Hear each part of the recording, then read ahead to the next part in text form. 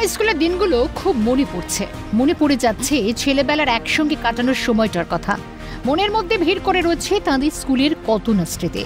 কিন্তু আরজিকর কাণ্ডের পর যেন সে চেনা অতীত আজ তাদের খুব অচেনা। তারা আরজিকরের প্রাক্তন অধ্যক্ষ সন্দীপ ঘোষের সহপাঠী। কাদম্বিনীর মৃত্যুর বিচারের দাবিতে পথে নেমেছেন তাঁরাও। বনগাঁ হাই স্কুলের সেই কৃতি ছাত্র সন্দীপের সঙ্গে হাসপাতালের এমন জঘন্য ঘটনায় জড়িয়ে যাওয়ার অভিযোগ প্রকাশ্যে আসায় তাঁরাও যে হতবাক।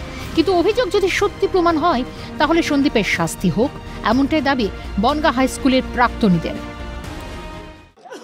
লজ্জা লাগছে, সন্দীপ শুধু বনগাঁ হাই স্কুলের স্টুডেন্ট ছিল না, সন্দীপ এই শহরেরও একটা ছেলে ছিল এবং আমাদের সহপাঠী তো অবশ্যই ছিল। সেই গ্লোরি, সেই সুন্দর দিন আজকে আমরা আর মনে করতে চাইছি না। আমাদের কাছে সে একজন বন্ধু হিসাবে তার স্থানটা সম্পূর্ণভাবেই নষ্ট করেছে। যে বারবার পাহাড় প্রমাণ অপরাধের সঙ্গে তার নামটা জড়িয়ে যাচ্ছে, এখনও অবধি তার অপরাধ প্রমাণিত হয়নি। কিন্তু কারোর বিরুদ্ধে এত পাহাড় প্রমাণ অপরাধ আসলে সেটা অবশ্যই তার একটা সারবত্তা আছে। এটা বলা যতক্ষণ না বিচার হচ্ছে তাকে আমরা অপরাধী বলাও আমাদের পক্ষে অসুবিধা হয়ে যাচ্ছে। কিন্তু তার নাম যখন জড়িয়ে উঠেছে এর মধ্যে, তার মধ্যে কিছু তো না কিছু সারবত্তা আছেই। যদি সেই সারবত্তা থাকে তাহলে তার, যদি সেই ব্যাপারের সঙ্গে জড়িত থাকে, তার কঠিন থেকে কঠিনতম শাস্তি হওয়া উচিত।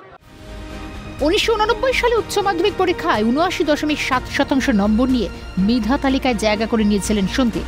কৃতি ছাত্র ছিলেন, কিন্তু সেই মেধাবী সন্দীপের কর্মক্ষেত্রে এমন বদলে যাওয়া ভাবমূর্তি কিছুতেই মেনে নিতে পারছেন না তার বন্ধুরা। এদিন মিছিলের প্রতিটা প্ল্যাকার্ডে সন্দীপের বিরুদ্ধে উঠে আসা দুর্নীতির অভিযোগই যেন প্রতিফলিত হচ্ছে বারংবার। না, প্রধানত আমরা চাই যে ধর্ষকের উপযুক্ত শাস্তি হোক এবং এর সঙ্গে যে ব্যাপক দুর্নীতি জড়িয়ে পড়েছে আরজিকর হাসপাতালের, তাতে যদি সন্দীপ জড়িয়ে থাকে তারও তার জন্য উপযুক্ত শাস্তি হোক। সে নিশ্চয়ই কারোর সঙ্গে জড়িয়ে আছে। সন্দীপ ঘোষ একা প্রিন্সিপাল, তার হাতে সমস্ত কিছু নয়। আমরা চাই তার সে শাস্তি হোক, কিন্তু সে যেন একা বলির পাঠা না হয়ে যায়। তার সঙ্গে যারা আছে, আরও মাথা যারা আছে, তারাও যেন ধরা পড়ে। সত্যি ছেলেবেলার বন্ধু সন্দীপ বদলে গেল? দুর্নীতির অভিযোগ কি সব সত্যি? কাদম্বিনীর মৃত্যুর পর থেকে খবরের শিরোনামে সন্দীপ ঘোষ, যা মেনে নিতে কষ্ট হচ্ছে সন্দীপের সহপাঠীদেরও। তবুও তারা ন্যায়ের পথে। সভ্য সমাজে কাদম্বিনীর নৃশংস মৃত্যুর বিচার হোক, দোষী এক হোক বা একাধিক, তাদের দৃষ্টান্তমূলক শাস্তি মিছিল থেকে দাবি জানালেন সন্দীপের বন্ধুরা। জ্যোতির্ময় চক্রবর্তীর রিপোর্ট, ক্যালকাটা নিউজ।